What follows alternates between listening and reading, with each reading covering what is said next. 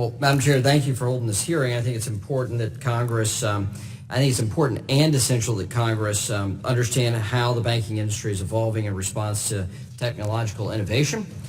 It also is essential to help Congress understand its role to ensure all consumers benefit from advances in technology. So I think it's a meaningful conversation that we can have today.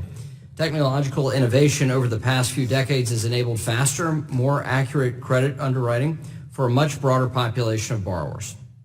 Much of this innovation has been driven by industry newcomers that have developed a new idea or business model faster in time than it takes to get a bank charter. So these newcomers often partner with banks. Bank-non-bank partnerships can make sense for several reasons. First, economic.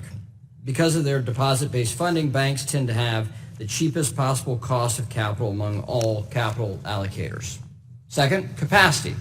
Banks have relatively large balance sheets, enabling them to absorb new loans rapidly.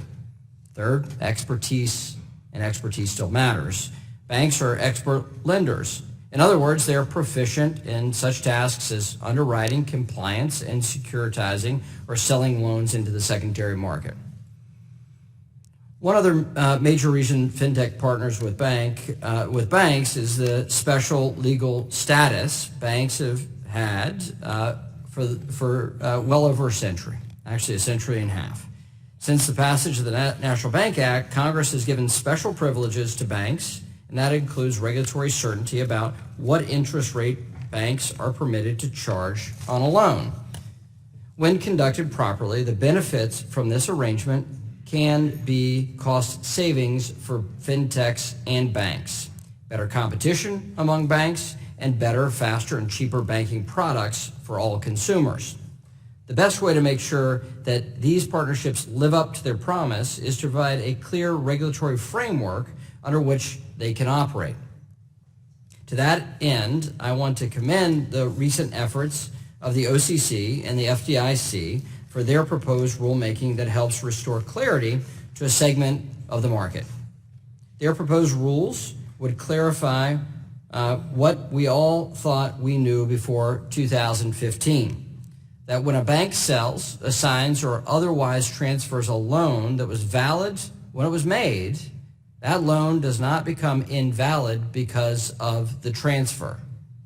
This is a common sense rule of contracting that has existed for over 100 years until 2015, when the Second Circuit Court's Madden decision decided that no, banks cannot be sure that their loans hold any value when sold.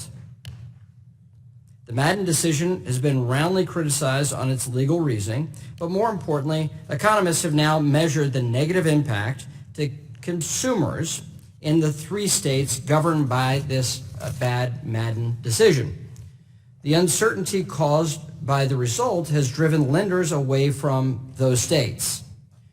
Borrowers with FICO scores below 625 have seen a 52% reduction in credit availability. Furthermore, personal bankruptcy filings rose by 8% more in those states relative to states outside the Second Circuit. We can clearly see the harm that results when lenders are faced with regulatory uncertainty. I'm pleased that we're hearing from experts today about the need for clear rules of the road. Technology is the key for greater financial inclusion, and while we must provide oversight and certainty, we cannot fear innovation because we don't understand it. Yield back.